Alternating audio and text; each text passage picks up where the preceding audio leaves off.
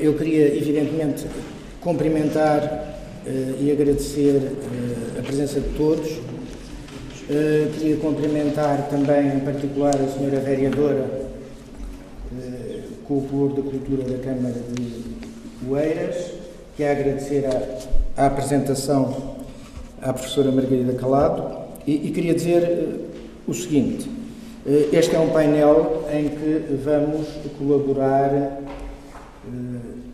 eu, o Carlos Beloto e o Rodrigo. Portanto, vamos ter que dividir este tempo que seria dado a um painel a 3 pessoas, o que é, de facto, um desafio de rigor, mas que vamos, evidentemente, cumprir. Antes de mais, eu queria, enfim, dizer da minha satisfação de estar aqui neste painel acompanhado por dois amigos que um deles me mostrou Caxias pela primeira vez e com quem começámos a trabalhar em Caxias e, de facto, o Rodrigo era e porventura é quem mais sabe sobre o Jardim de Caxias. Isso é absolutamente indiscutível. O Carlos Beloto, para mim, é uma colaboração que representa e simboliza, espero eu, o final desta parte das obras relacionadas com a escultura. Eu próprio estou ligado a Caxias há 26 anos. E, portanto, são 26 anos em que muita coisa mudou. Mudaram processos de conservação de Estado. Em Portugal mudou a própria formação na área da conservação do Estado, porque quando iniciámos o trabalho em Caxias não existia ainda a licenciatura em conservação de Estado.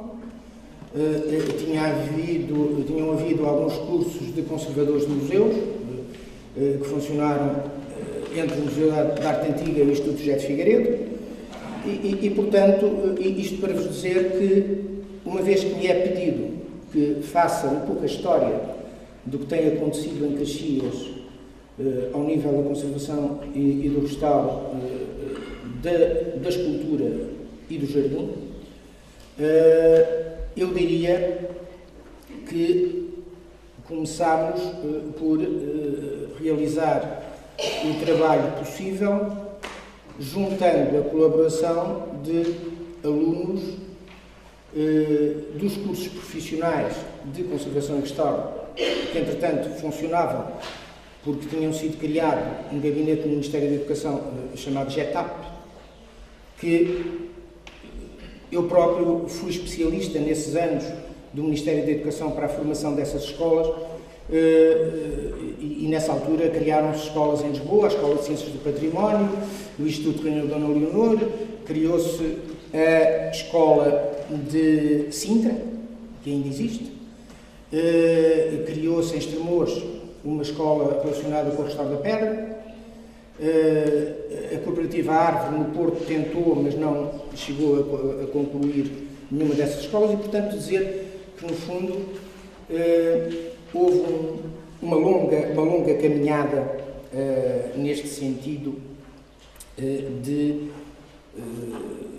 da contribuição de pessoas com diferentes conhecimentos, naturalmente, e felizmente, no momento presente, digamos, o Carlos Beloto, que tem, não apenas, e eu também quero fazer aqui essa justiça, para ele Caxias já é muito mais do que um espaço de conservação e restauro de estátuas, uma vez que o Carlos Beloto, entretanto, vive em Caxias, quase que vive em Caxias, e nesse sentido ele efetivamente tornou-se um investigador também sobre Caxias. E atualmente muito fixado, não tanto no jardim, obviamente, não é a área dele, mas muito fixado no Paço, propriamente dito, e na reconstituição do Paço. Bom, esta primeira imagem que eu aqui apresento é uma fotografia antiga do jardim, com a vista da cascata, de um ponto de vista é uma fotografia um pouco triste, não é? Uma fotografia um bocadinho triste. E é engraçado esta tristeza registada, sobretudo neste eixo tão importante que é o eixo da cascata, onde está, digamos, ao fundo, a cena do banho de Diana. Esta fotografia terá sido tirada aí por volta de 1912, 1920. 50 é esta? Eu por acaso, acho extremamente, enfim, não vamos agora falar aqui disso. É a própria passaporte de 1950. Esta é do passaporte? Então, 1950. Eu por acaso não reconheceria uma fotografia destas do passaporte. Por acaso é curioso, porque o passaporte é um fotógrafo de grande qualidade. Mas enfim, são registros que se fizeram. Esta é uma outra vista, já da cascata, mas ao contrário, vista para o lado da Alameda de Hércules.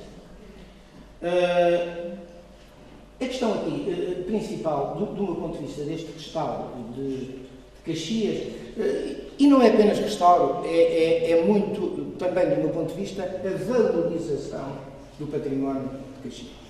Ou seja, eu nunca, desde o início, abordei esta questão de Caxias como uma mera questão de conservação e restauro, embora esse tipo de intervenção fosse absolutamente inevitável.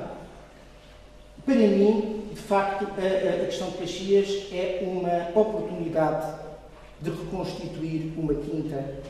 O Eiras tem duas quintas. Tem outra que também necessita de ser reconstituída e que é do maior interesse, que é a quinta exatamente do Marquês. E Caxias é o outro caso. Reconstituir uma quinta do século XVIII com a coexistência de espaços de agricultura com espaços de recreio é uma oportunidade, de facto, de Portugal poder conhecer como é que se vivia, como é que se utilizava um espaço destes. Isto para vos dizer que eu penso que ainda há muita coisa a pensar sobre o conjunto. Eu sei que nós hoje estamos aqui, sobretudo, em torno das estátuas de Machado de Castro. É evidente que, na minha opinião, as estátuas de Machado de Castro da Quinta de Caxias são, obviamente, do laboratório, mas algumas eu até nem acredito que sejam do laboratório. E, nomeadamente, a figura de Diana. Acho de uma baixíssima qualidade para ser uma figura sequer do laboratório. Parece uma subempreitada entregue a uma outra oficina e podemos ver isso nas imagens mais adiante. Mas eu estudaria, digamos, esta intervenção a partir de 1952, onde existem dois documentos que atestam o interesse em, aliás, a iniciativa de pegar neste património escultórico atribuído então ao Machado de Castro. Um é um documento que, aliás, foi facultado pelo Carlos Boto, que é proveniente da terceira arma de engenharia, que faz uma apreciação àquilo que encontra em Caxias com vista a uma espécie de inventariação de património. E isto é curioso porque, a certa altura, nós trazemos as coisas escritas, mas depois não as utilizamos, normalmente. Há aqui um texto que eu gostava de dizer e que aparece registado neste documento. Digo eu aqui neste texto que, relativamente ao primeiro documento na descrição do jardim e no que se refere às esculturas, parece-nos não haver qualquer consciência da sua importância, mas referindo-se a elas com alguma admiração contida.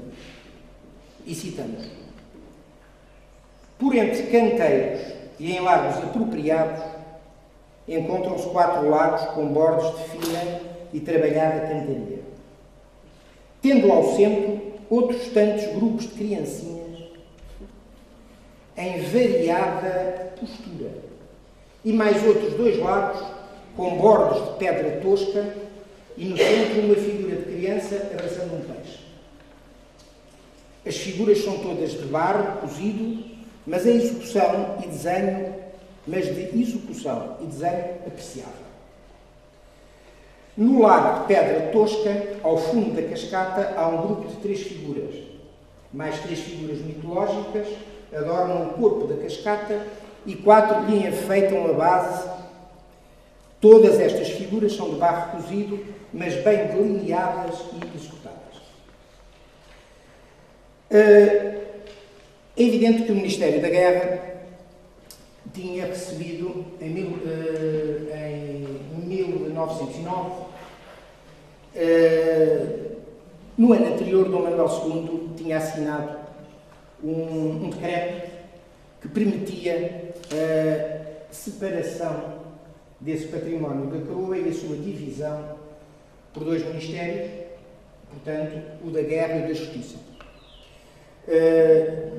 Enfim, no fundo, esta divisão tem prejudicado extremamente o conjunto, porque ainda hoje a Câmara de Oeiras confronta-se com esta realidade de lhe estar entregue e não estar.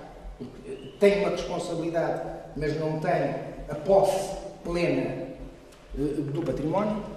Portanto, de estar entregue e não estar é o conjunto da quinta. Aliás, em 1922, salvo erro, é construído um muro altíssimo que separa e que nos faz perder a noção do conjunto. Este é um facto. Quando eu cheguei, digamos aqui, a Caxias, trazido pelo Rodrigo no princípio, o Rodrigo, penso que já tinha escrito aquele livro da histórias dos domínios franceses em Portugal.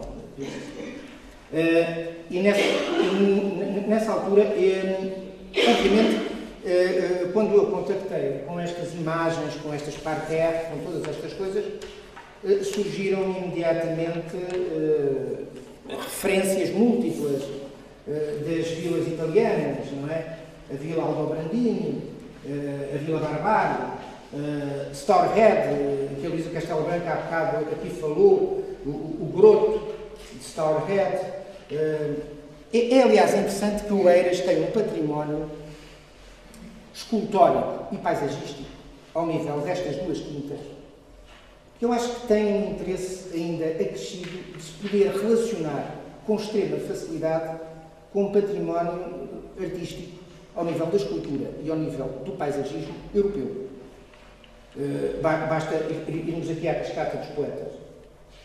E aquela figura, aquele groto da Cascata dos Poetas, é parecidíssimo, se não quase igual, a um que existe em Volo Viconte, que é o groto dedicado, simbolizado o rio Anqueiro, o rio que alimentava a água com uma figura reclinada, com o mesmo tipo de coisa. E isto sucedeu com estes grotos. Eu estou-me a lembrar aqui o groto na Cascata de Endemião, que há de ser feito a certa altura, digamos, faz lembrar os ninféus, os grotos, os ninféus, faz lembrar esse groto da ninfa em Stourhead, faz os faunos que estão de um lado e do outro do banho de Diana, soprando naqueles búzios, não é?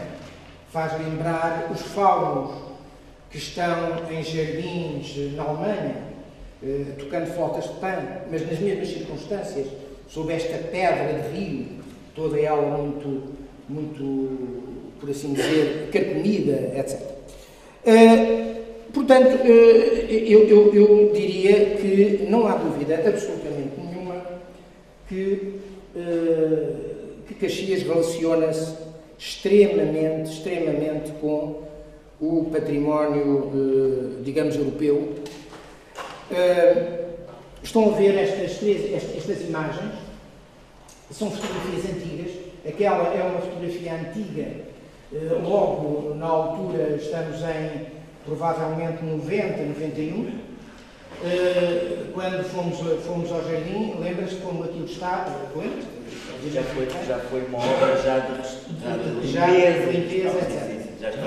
Vamos, portanto, as partes de terra ainda não tinham sido tratadas como vêm a ser posteriormente, mas o que é certo é que temos aqui exatamente aquele levantamento que a terceira data da engenharia faz e se refere. As criancinhas nas fontes, estão aqui representadas duas, a fonte do verão e a fonte do inverno, e temos um conjunto de Diana, vê-se ainda ali o guerreiro romano, ou o soldado romano, e um outro que existia, mas que se fragmentou com uma queda de maior alcário, que caiu em cima e que desfez completamente. E depois temos o tal menino agarrado a um peixe, que se via lá no ponto de cima e que faz referência, de facto. Esta é uma visão da cascata. Hoje a cascata não tem, como o conjunto está a ser trabalhado.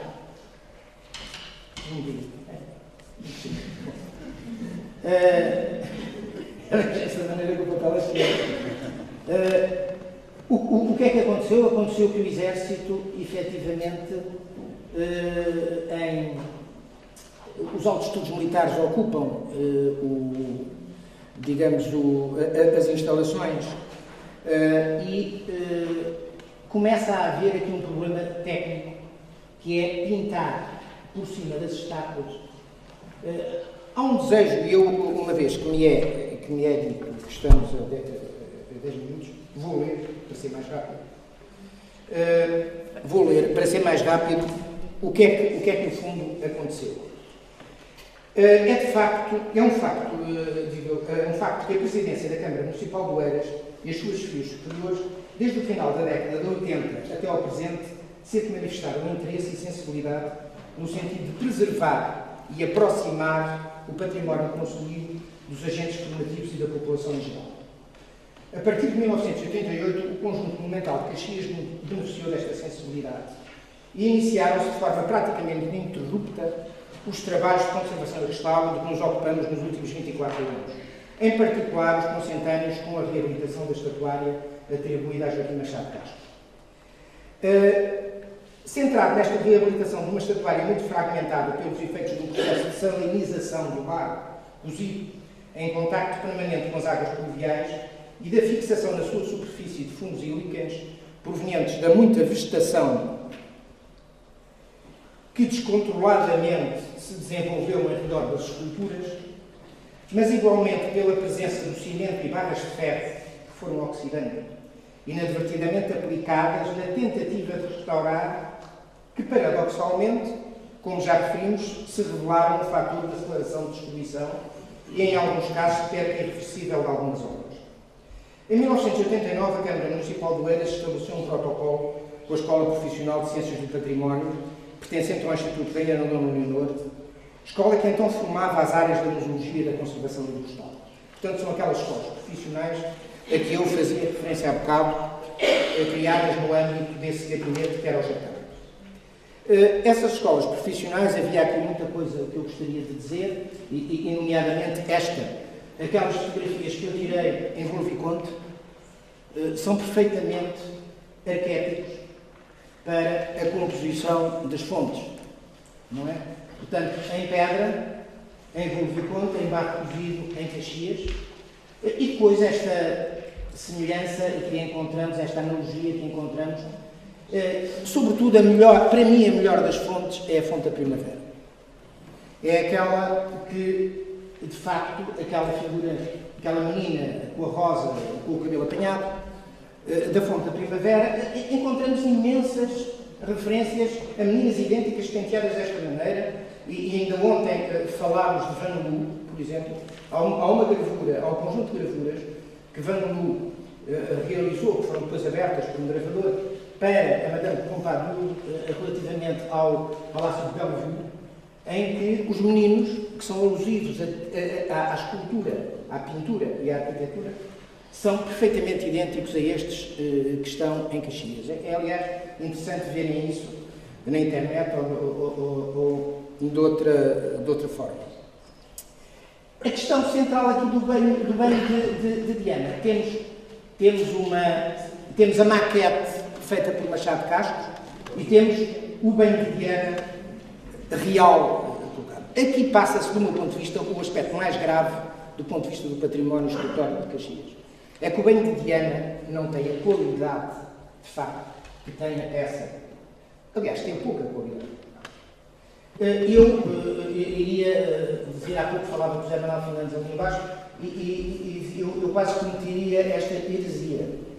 Não sei, a qualidade do barro é muito má.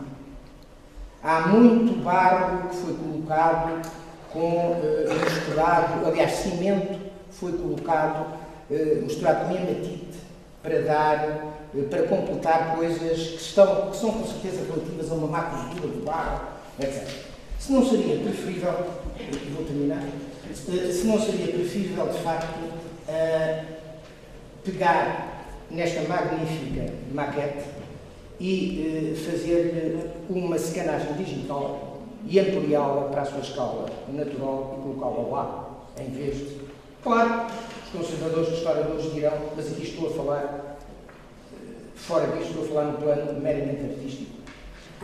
É uma opinião pessoal. Eu creio, e há pouco também produzi José Manuel, que há aqui questões relativamente ao resto deste jardim que não deviam estar na mão de uma ou duas pessoas. A discussão de fundo. Eu penso que se devia fazer um bloco, não tanto de história de arte, mas envolvendo os arquitetos paisagistas, os arquitetos, os historiadores de arte e os escultores, no sentido de ver como é que se pode valorizar efetivamente este património, porque e termino, muito antes do que queria,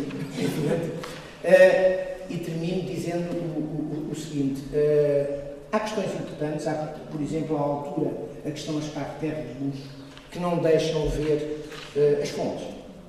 Portanto, provavelmente isso deveria ser baixado, e toda uma série de questões que eu penso, e eu deixo aqui um desafio final. Queria dizer que, porque não disse no início, que a arquiteta Isabel Sormenho, obviamente, acompanhou-nos também, digamos, eu, o Rodrigo e a Isabel Sormenho, desde o princípio, nisto, e aquilo que a Isabel Sormenho tem feito pelo património do Eiras, a sua classificação, a sua integração, e já estou aí para não perder tempo. Portanto, foi muito importante para a história de Caxias também. Muito obrigado.